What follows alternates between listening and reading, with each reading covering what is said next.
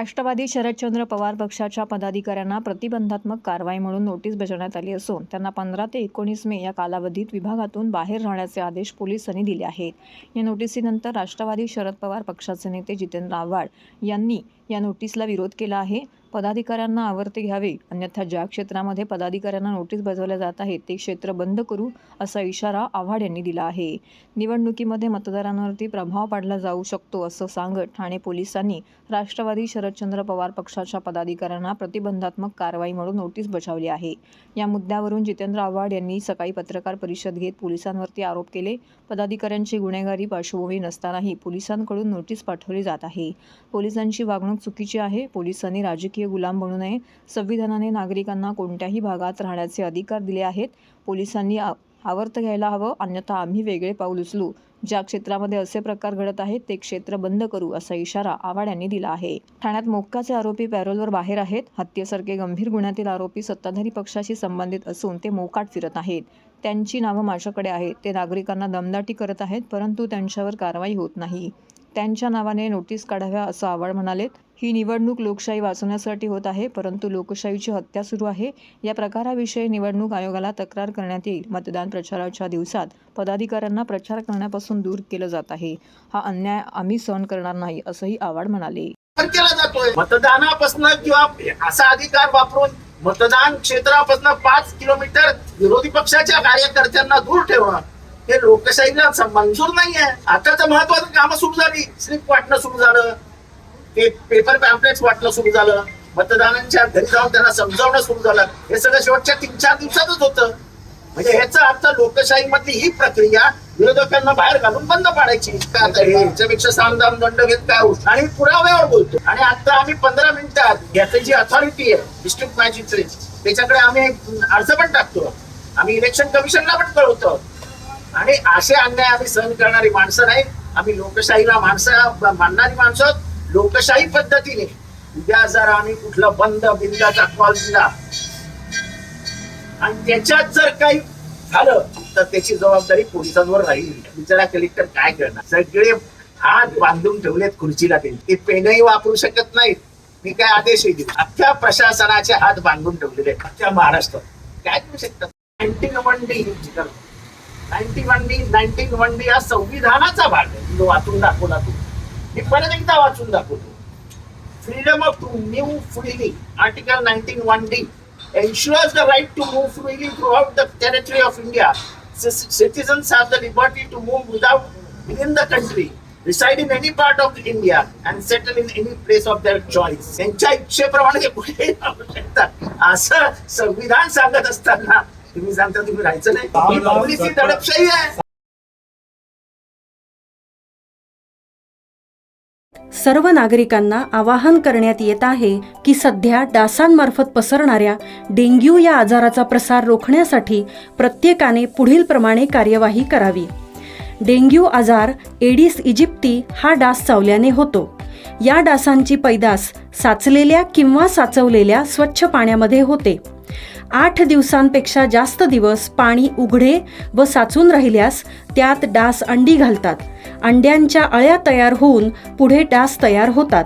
यासाठी आपल्या घरातील पाणी साठे उदाहरणार्थ बॅरल्स, पिंपे, टाक्या, हौद, रांजणे इत्यादी दर आठवड्याला रिकामे करून घासून पुसून कोरडे करून पुन्हा भरावे. 1 दिवस कोरडा दिवस म्हणून पाळावा.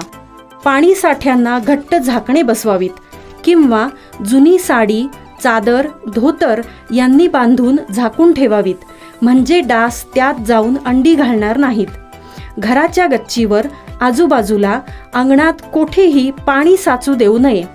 भंगार सामान उघड्यावर टाकू नये. उदाहरणार्थ टायर्स, प्लास्टिक सामान, कुंड्या, टाकाऊ वस्तू इत्यादी. अशा सामानात पावसाचे पाणी साठून त्यात डेंग्यूच्या डासांची पैदास होते. घरातील कूलर्स, फ्रीजच्या पाठीमागील ट्रे हे देखील वेळोवेळी कोरडे करावेत. लक्षात ठेवा, नुसत्या फवारणीने डास घनता कमी होत नाही, तर त्यासाठी डास पैदास ठिकाणे नष्ट करणे ही आपल्या सर्वांची जबाबदारी आहे. कोणताही ताप अंगावर न काढता जवळच्या शासकीय रुग्णालयात मोफत औषधोपचार घ्या. अशा प्रकारे नागरिकांनी सहकार्य केल्यास डेंग्यूचा प्रसार रोखणे सहज शक्य आहे.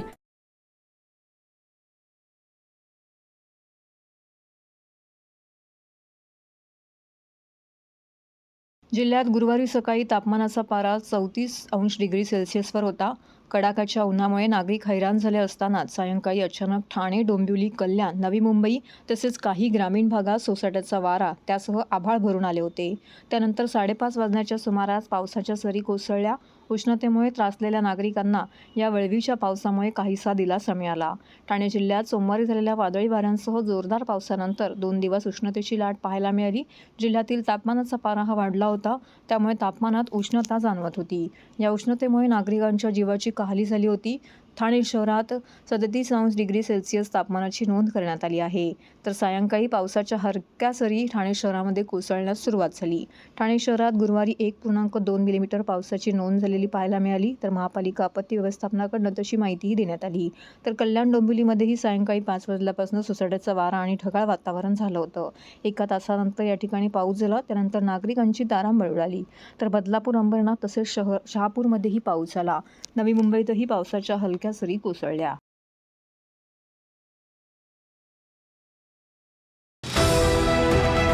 TJSB सौर शक्ती कर्ज, गो ग्रीन, करा वीज बिलावर बचत. आकर्षक व्याजदर, 84 महिने परतफेड कालावधी, 80% लोन, व्यावसायिक आणि उद्योजकांकरता सुद्धा. अधिक माहितीसाठी तुमच्या जवळच्या शाखेला भेट द्या किंवा संपर्क साधा. 1800-223-466 आणि 1800-266-3466.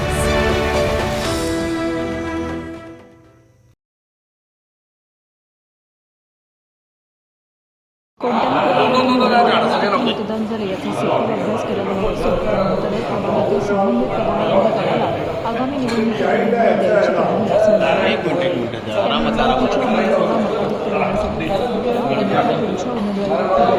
असा स्पष्ट इशारा भाजपाचे राष्ट्रीय सरचिटणीस विनोद तावडे यांनी ठाण्यामध्ये घेतलेल्या बैठकीदरम्यान दिला आहे.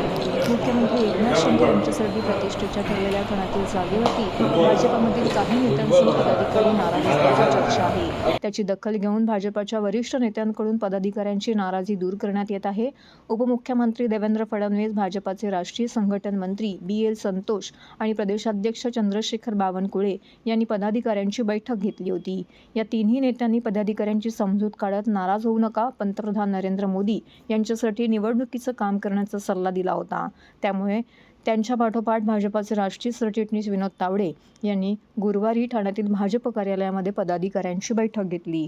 नाराजी बाजूला ठेवा, कामाला लागा. आपण सर्वजण महायुतीमध्ये आहोत. महायुती आणि नरेंद्र मोदी यांना पुन्हा सत्तेवर आणण्यासाठी आपण काम करायला हवं. त्यामुळे नाराजी बाजूला ठेवा आणि कामाला लागा असा सल्ला देत पदाधिकाऱ्यांची नाराजी दूर केली.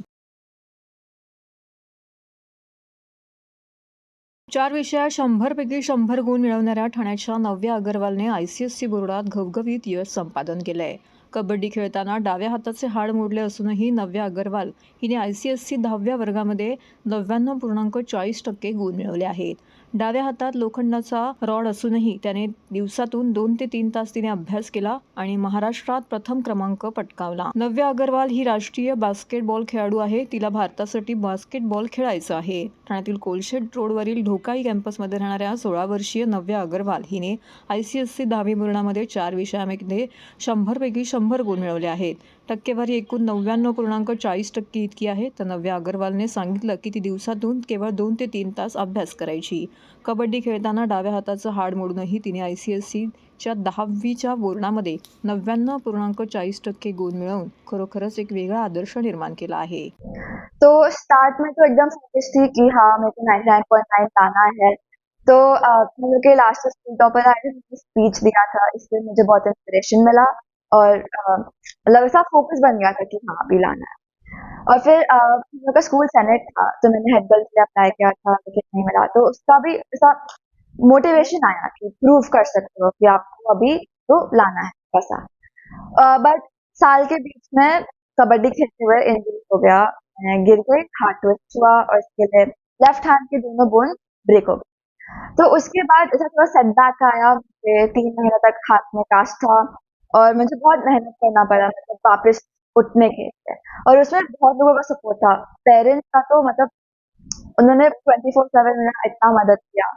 उसके बाद बस आंटी का, फिर school staff, school teachers, principal, tuition teacher, सब मेरे साथ लगे रहे और उसका ये फ्रूट आया। अगस्त लास्ट 2023 में उसने अपना हाथ का 2 मेजर ब्रेक किया while playing kabaddi, but that was definitely a setback, but हमने उसको डिप्रेशन में नहीं जाने दिया। We all supported her, within she started back to her school, और जैसे जैसे मतलब एक एक जैसे स्लोली स्टेप बाय स्टेप वापस लाइफ में हम लोग होकर आए। मतलब उसको ऐसा कभी लगने नहीं दिया कि डेफिनेटली वो अपना स्पोर्ट्स नहीं खेल पा रही, थोड़ा अपना डे टू डे करने में हिंट्रेस्ट था, बट उसके अलावा उसको वही बोला फिर अभी ठीक है स्पोर्ट्स नहीं खेल पाएगी लेकिन अपना पढ़ाई पे फोकस कर, दिस इज योर 10th स्टैंडर्ड, इसकी वजह से कुछ प्रॉब्लम नहीं चाहिए, कोई स्टेप नहीं लेना है, कोई डिप्रेशन में नहीं जाना है, गो अवे टाइम। 4 तारखेनंतर नरेंद्र मोदी हे देशाचे पंतप्रधान नसतील. आव्हाडची आज जशी तुम्ही ही खोटी नोटीस फाडली, उद्या आपण त्यांनाच फाडू असा गणगणाट उद्धव ठाकरे यांनी ठाण्यात झालेल्या महाविकास आघाडीच्या जाहीर सभेमध्ये केला आहे. यावेळी व्यासपीठावरती संजय राऊत, सुप्रिया सुळे, मुझफ्फर हुसेन, जितेंद्र आव्हाड, राजन राजे इत्यादी अनेक नेते उपस्थित होते. मागील अनेक दिवस नरेंद्र मोदी राज्यात भाषण देत फिरत आहेत, मात्र ते गाईची भाषा बोलत आहेत ना की महागाईची? शरद पवार यांनी छोटे पक्ष काँग्रेसमध्ये विलीन होतील असं वक्तव्य केल्यावरती भाजपाने लगेचच सुरू केले. शिवसेना स्वतः विलीन होईल असं गेली 25 वर्षे शिवसेना भाजपसोबत होती तेव्हा विलीन नाही झाली, मग आता का विलीन होईल असा टोला शिवसेना उद्धव बाळासाहेब ठाकरे पक्षप्रमुख उद्धव ठाकरे यांनी डोंबिवलीतील प्रचार सभेदरम्यान भाजपाला लगावला. ठाण्यातील गडकरी रंगायतांसमोरील रस्त्यावर भरगच्च सभेत महाआघाडीचे उमेदवार राजेंद्र विचारे यांच्या प्रचारार्थ आयोजित सभेमध्ये ठाकरे बोलत होते. म्हणे मला आदित्यला मुख्यमंत्री करायचे, पवारसाहेबांना सुप्रियाला मुख्यमंत्री करायचे असल्याचा आरोप करून आमची घराणेशाही काढता. शिवसेना प्रमुखांची घराणेशाही तुम्हाला चालत नाही. ज्या प्रमोद महाजन यांनी भाजपाची पाळंमुळं रोवली त्यांची मुलगी पूनम महाजन हिचं तिकीट तुम्ही का कापले? कारण द्या असा सवाल ठाकरेंनी केला. प्रत्येक सभेत मोदी रामाचा जेवढा जप करत नाही तेवढ्या माझ्या नावाचा जप करतात. राजकारणातील वादविवादावरती बोलण्यापेक्षा तुम्ही महागाईवरती का बोलत नाही? 400 पारचा नारा देताना गॅसचा भाव 400 पार झाला, लसूणचा भाव 400 पार झाला, याचं तुम्हाला काही वाईट वाटत नाही असा टोला ठाकरेंनी मोदींना लगावलाय. भाजपला पोरं होत नाही त्याला आम्ही काय करणार? तुम्हाला पोरं होत नाही त्यामुळे दुसऱ्यांची पोरं घेऊन ती कडेवर खेळवता अशी टीका त्यांनी भाजपावरती केली आहे. मोदी अजून 2 वर्षांनी तुम्ही 75 वर्षाचे व्हाल तेव्हा तुमच्याच म्हणण्याप्रमाणे तुम्ही राजकारण सोडणार आहात. मला सांगा तुमच्यानंतर भाजपात कोण आहे का? उद्या हीच भाजप फुटायला वेळ नाही लागणार. मोदी एकदा आम्हाला नकली सेना म्हणतात, दुसरीकडे डोळा मारतात आणि तिसऱ्यांदा नकली संतान म्हणतात. हा शिवसेना प्रमुखांचा अपमान नाही का? मी जाहीर सांगतो जे आम्हाला नकली म्हणतात ते बेअकली आहेत. नकली आम्ही नाही तर तुम्हीच आहात. तर तुमच्या पक्षात बघा सगळे बाहेरचे लोक आणून गर्दी केली आहे. ओरिजिनल भाजपा कुठं आहे असा टोला यावेळी त्यांनी लगावला आहे. पण आता देशाची लढाई आहे म्हणून मी देशभक्त हा शब्द वापरला. तर या आता गद्दारांचा चेहरा पाहिला तुम्ही, मी सांगितलं बंद कर रे, हे गद्दार नकोत मला आता. त्यांच्याकडनं झालेली स्तुती पण नको आणि त्यांचे चेहरे पण नकोत. मग यांनी सुरू केलं, हे बघा काँग्रेस बरोबर गेले आणि हिंदू शब्द बोलायला विसरून गेले. मग त्यांना मी विचारतोय, हिंदू काय देशभक्त नाही आहेत काय? आणि तुम्ही सुद्धा कोण आहात? तुम्ही नमो भक्त आहात, तुम्ही थोडीच देशभक्त आहात. हे सगळे जे आता फिरतायत सगळीकडे, हे तसं पाहिलं तर नमो रुग्ण आहेत, कारण यांना खरं काय ते दिसतच नाहीये. तुमच्या समोर आता प्रश्न आहे. आपल्याकडे येण्याच्या आधी मी डोंबिवलीमध्ये गेलो होतो. काय कोणास ठाऊक, 2 दिवसापूर्वी सभा होती, त्याही वेळेला वादळ झालं. मधले 2 दिवस चांगले गेले. आज डोंबिवलीत पोहोचलो, परत तिकडे तुफानी पाऊस, इकडे पण पाऊस झालाय. म्हटलं कोण परत गुवाहाटीला गेलं की काय रेडा कापायला? यांची सभा होऊ नये म्हणून, पण त्यांना कल्पना नाही तुम्ही किती रेडे कापले तरी आम्ही सुद्धा काही कमकुवत आशीर्वाद घेऊन जन्माला नाही आलेलो. आणि महाराष्ट्रामध्ये मी फिरतोय, बहुतेक जिथे जिथे गद्दारी झाले तिथे नवीन लोक येत आहेत आणि मला सांगतात की साहेब आम्ही यांच्यामुळे शिवसेनेत येत नव्हतो. म्हटलं बरं झालं, सडलेली पानं झडली ती बरं झालं. सडलेली पानं आहेत. आणि मला राजन तुमचं जाहीर कौतुक करायचंय की तुमच्या वाटेला येतोस का विचारायला कोणी गेलं नाही, नाहीतर तुम्हाला सुद्धा खोक्यांची ऑफर झाली असती. याला निष्ठा म्हणतात, याला शिवसेना प्रमुखांचा आणि आनंद दिघेंचा शिवसैनिक म्हणतात. भारत माता म्हणजे आहे तरी काय, हे इकडे चित्र आहे, ते भारत मातेचं चित्र आहे. काय भारत माता फक्त चित्रामध्ये? माझी भारत माता समोर जिवंत तुमच्याकडनं अपेक्षा करते, आक्रोश करते. शेतकरी आक्रोश करताय, महिला आक्रोश करताय. गुजरात जर का पाकिस्तानमध्ये नसेल तर काय मणिपूर पाकिस्तानमध्ये? मग तिथे ज्या काय महिलांच्या झेंडा काढल्या गेल्या ती भारत माता नाहीये. नुसतं आपलं काहीतरी राष्ट्रीयत्वाचं प्रेम आणायचं. अहो मोदीजी, तुमचे सगळे जण हे स्वातंत्र्य लढत होते कुठे? आणि भारत मातेचं प्रेम तुम्ही आम्हाला शिकवता. आम्ही जनतेमध्ये जेव्हा जातो, एक तर हे जेव्हा फिरतात संपूर्ण लवाजमा असतो यांच्याबरोबर. आपले शिवसेना प्रमुख जे बोलायचे की निवडणूक आल्यानंतर कोणी पंतप्रधान असता कामा त्यांनी राजीनामा दिला पाहिजे आणि देशात राष्ट्रपती राजवट लागली पाहिजे. कारण तुम्ही पंतप्रधान म्हणून खेळणार, तुम्ही देशाचे पंतप्रधान, तुमच्या पक्षाचा प्रचार करणार. मग इकडे येऊन तुम्ही गद्दाराचा प्रचार करणार असाल तर माझ्या राजांचा प्रचार का नाही करावे? तुम्ही देशाच्या आत्ता गेल्या वेळेला राजांनी सुद्धा तुम्हाला पाठिंबा दिला होता. पण तुम्ही सगळा लवाजमा म्हणजे येतील, विमानाने आले तर एअरफील्ड बंद, रस्त्याने जाणार तो रस्ता बंद. काल कल्याणमध्ये होते, कल्याणमध्ये आघोषित बंद. त्याच्याहून जास्त लज्जास्पद गोष्ट, काल मुंबईमध्ये त्यांचा जो रोड शो झाला, त्या रोड शो मध्ये त्याच्या 2 दिवस आधी ती जी दुर्घटना घडली होती, जे मोठं होर्डिंग पडलं होतं, त्याच्या खाली अजूनही माणसं अडकले, तसं म्हणतात बचाव कार्य अजूनही सुरू आहे. त्याच भागामध्ये थोडंसे 2 गल्ल्या सोडून मोदीजी तुम्ही कसला तमाशा केला? कोणाला तुम्ही शो केला? कसला शो केला? तुमच्या आमदाराचा शो केला. एवढी निर्दयता तुमच्यात आली कुठून? आणि त्याहीपेक्षा भयंकर आणखी अचानक मेट्रो बंद करून टाकल्या, अचानक तिथले रस्ते बंद करून टाकले. तिथल्या महिला सुद्धा अशा चिडल्या, त्या म्हणाल्या आम्ही काही झालं तरी यांना मत नाही देणार, आता अजिबात देणार नाही. अनेक महिला ज्या घरी निघाल्या होत्या, घरी त्यांची बाळं वाट बघत होती, ते म्हणाले आम्ही करू काय, आमचे सगळे जाण्याचे मार्गच बंद केले, ह्यांना बघून आम्ही करू काय? टीव्हीवरती दिसतात ना,